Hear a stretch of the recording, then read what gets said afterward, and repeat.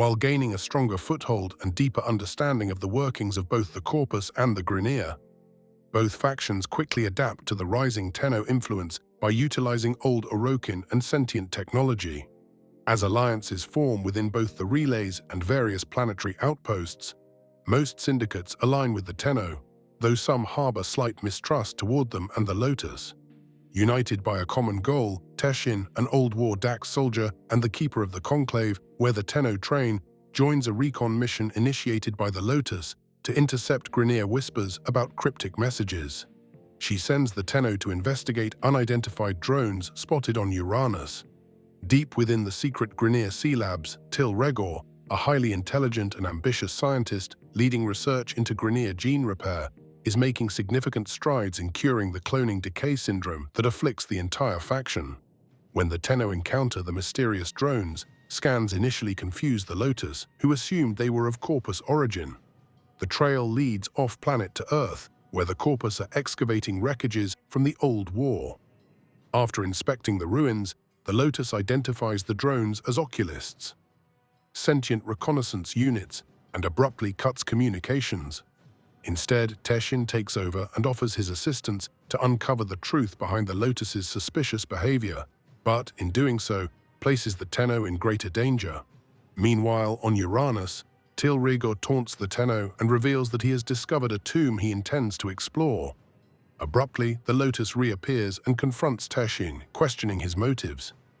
Their exchange reveals a palpable mistrust between them, yet it is clear the Lotus is concealing a secret. She pleads with the Tenno to stop Til Regor from opening the tomb, but the scientist successfully breaches it, uncovering powerful sentient technology. At this moment, an unknown voice interrupts, addressing the Lotus directly and calling her Natah, questioning her betrayal. The Lotus confesses her true identity to the Tenno. She is Natah, a sentient mimic who once betrayed her own kind to save the Tenno. She recounts her past actions, including her ultimate decision to abandon her sentient heritage to protect the Tenno. She sends them to trigger an explosion to destroy the Sea Lab and reseal the tomb. However, despite their efforts, the voice is freed. Harrow, the sentient leader and father to Natah, awakens after his fainted defeat in the old war. The Tenno retreats, strategizing their next steps to combat this emerging threat. Meanwhile, Til Regor leverages his groundbreaking discoveries to enhance his research, culminating in the creation of the Tube Men, exceptionally strong and healthy Grineer, equipped with unique abilities. Preventing the large-scale cloning of this advanced unit becomes a critical objective, though the Tenno's capacity to contain the threat remains limited.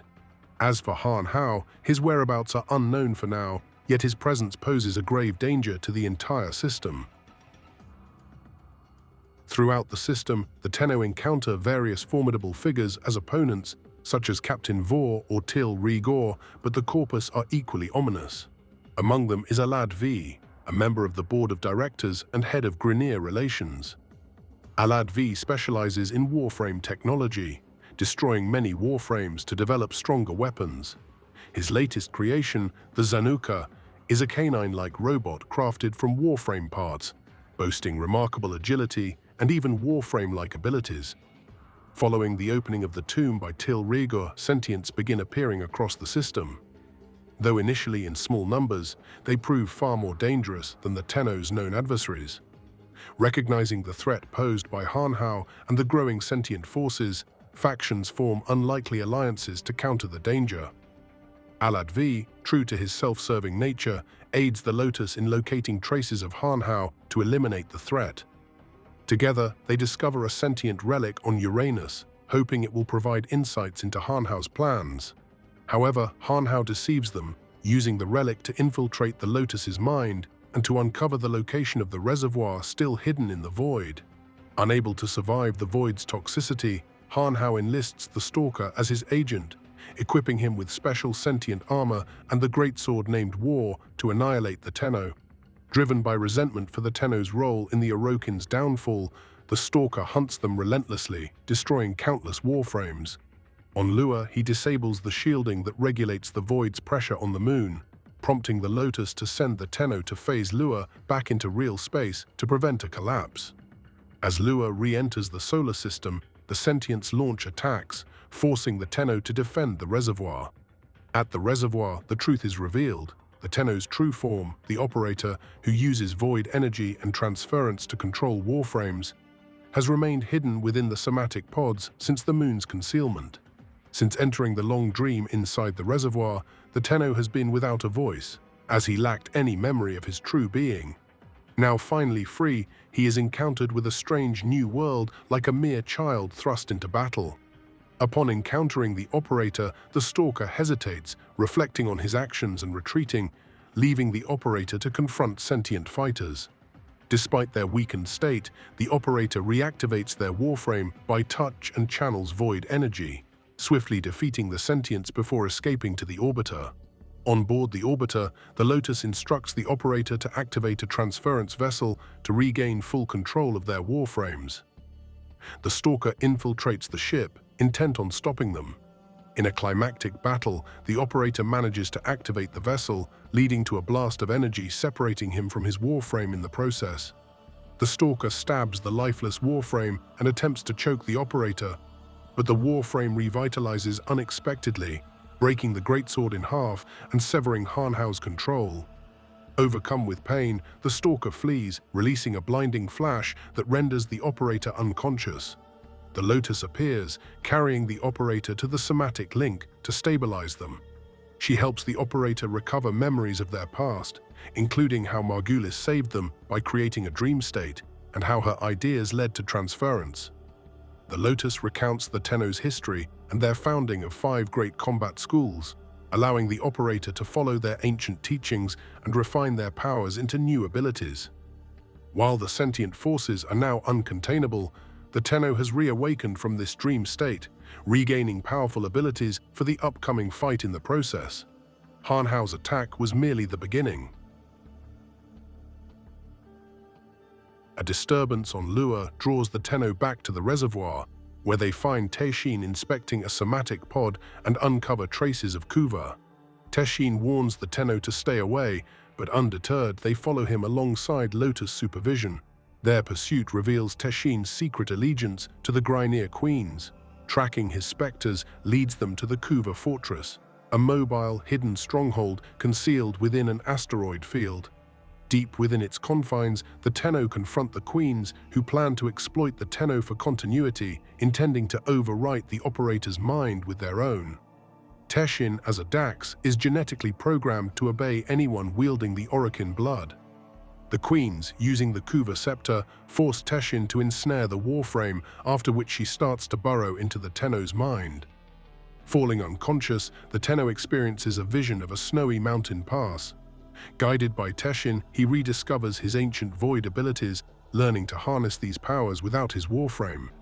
Along the way, he recalls fragments of life aboard the Zariman, including cherished memories of his family, reigniting his determination. Awakening from the vision stronger and more resolute, the Tenno overcomes the Queen's guards, fends off Teshin, and seizes the Kuva scepter. With their control over Teshin shattered, he kills the Elder Queen while the younger Queen escapes. The operator gains the ability to channel transference independently, no longer reliant on the orbiter's vessel. However, furious for her sister's death, the surviving Queen escalates her efforts, initiating a large-scale Kuva operation to enhance select Grineer, transforming them into the most formidable soldiers yet. As the sentient forces rise, even distant regions of space like the Veil Proxima fall under their influence. Once a conflict zone between the Corpus and Grineer, the area is now dominated by newly discovered sentient vessels called Murex, massive carrier ships. The unparalleled technology and strength of the sentient forces demand deeper understanding, requiring insights from someone who has battled them before. To meet this need, the Tenno reconstructs Cephalon Psi, an Orokin-era Cephalon who fought them once before. Tasked with spearheading the mission to push back the enemy fleet, Psi relives traumatic flashbacks of his original crew, who perished during the Old War while attempting to decimate the sentient mothership. Despite his loss, Sai recognizes that no one else possesses the expertise or experience to lead the Tenno in their fight against the ancient enemy. With the Railjack, a long-lost Orokin warship rebuilt through relentless searches across the Origin system, the Tenno prepares himself for the escalating sentient threat in the Veil Proxima. Yudiko contacts the operator with a plea to help her prevent a disaster. Nef Anio called for the Deadlock Protocol, a contingency initiative meant to solve a permanent voting impasse between the board members. A new leader for the corpus has to be chosen. Determined to establish himself as the rightful heir, Nef Anio embarks on a quest to uncover genetic proof of his lineage, seeking remains of the corpus founder, Parvos Granum. If he can verify his ancestry, he will gain control over the board. His search leads him to the Granum Void, where he follows traces of Parvos's personal bodyguard, Protea. To peer into this void realm, he sacrifices Solaris workers, using them as unwilling conduits. The Tenno follows one such worker and makes a startling discovery. Parvos Granum has survived since the Orokin era, thanks to Protea's sacrifice. She traded her own life to lock Parvos away in the timeless void bubble. However, Parvos had orchestrated a deeper plan. He had lured the Tenno into the void so that Protea could scan their warframes, restoring herself as a spectre to fight for him once more. Seeing the growing threat, Nef Anio reluctantly allies himself with the Tenno. He provides them with ciphers to access corpus files on Parvos, allowing them to hack into the databases and construct the Zoris, an invention of Parvos, intricately tied to Spectre technology. Armed with this weapon, the Tenno returns to the Granum Void, liberates the captive Solaris workers, and vanquishes the Protea Spectre in a fierce fight, while she effortlessly manipulates time as a weapon. Despite their efforts, Parvos successfully escapes into reality. He unveils his vision to reshape the Corpus faction now functioning at its helm once more, citing an impending threat from Tau as justification. In a final twist, he extends an offer to the Tenno, inviting them to a seat at his bargaining table, where the fate of the future hangs in balance. Parvos Granum is a brilliant strategist, highly proficient in technology and relentlessly ambitious. He envisions the creation of an elite force, hand-picked soldiers equipped with the most advanced weaponry and armor.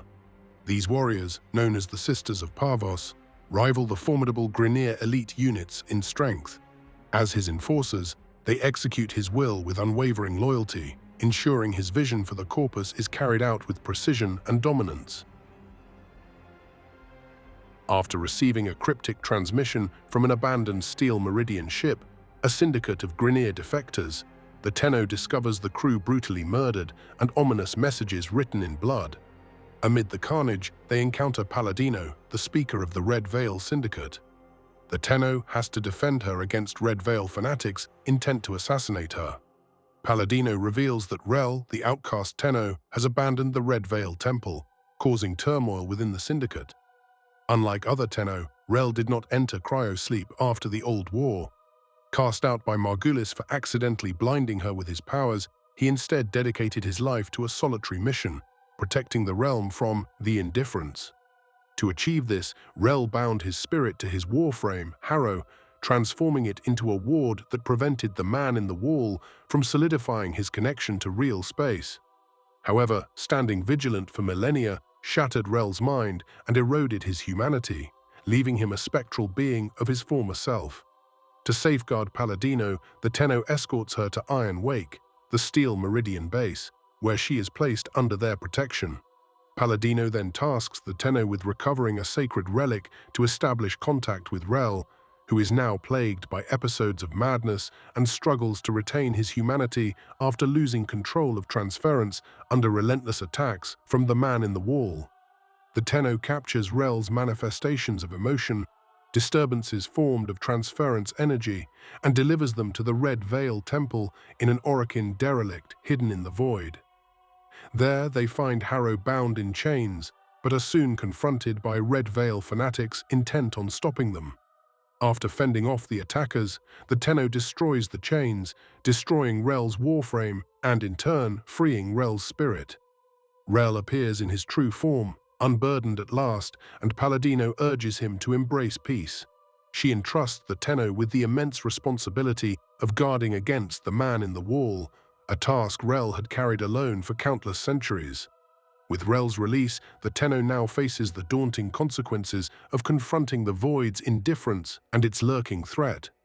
Back on the orbiter, the Void entity masks itself as the Tenno's doppelganger, taunting him with its presence, ever so slightly reminding him of its looming threat. After restoring their orbiter's personal quarters, the Tenno encounters a mysterious purple orb that transmits him to Lua. Within the transmission, the Tenno hears echoes of a past conversation between Margulis and Ballas. Following a trail of light, they arrive at a vast chamber that appears to be the Lotus's base of operations, where she directly guides the Tenno. Although the Lotus appears before them, the Tenno finds themselves unable to communicate with her. Shortly after, Ballas suddenly emerges from hiding, declaring his eternal devotion to the Lotus and insisting she is the true Margulis. Using his abilities, Ballas severs the Lotus's connection to the Tenno and takes her to an unknown location.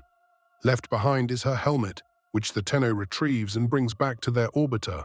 With the connection to the Lotus lost, Ordis begins a relentless search for her, but her whereabouts remain untraceable, hidden wherever Ballas has taken her.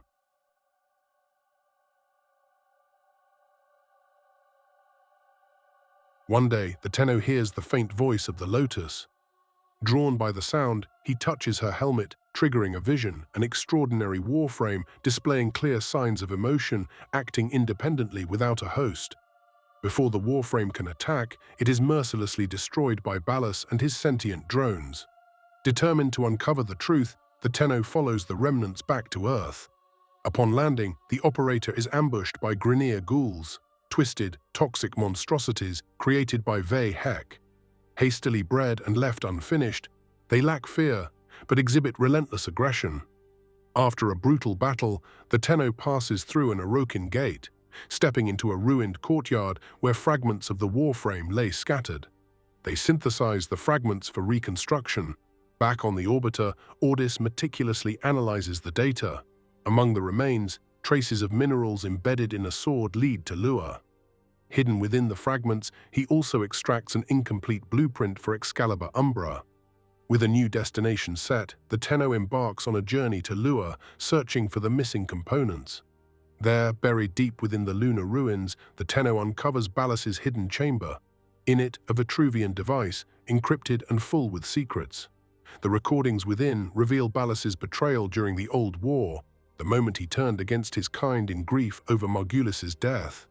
The data contains knowledge of the Warframe's weaknesses and the very mechanisms that could destroy them. Ignoring Ordis's warnings, the Tenno uploads the Vitruvian's contents to the orbiter.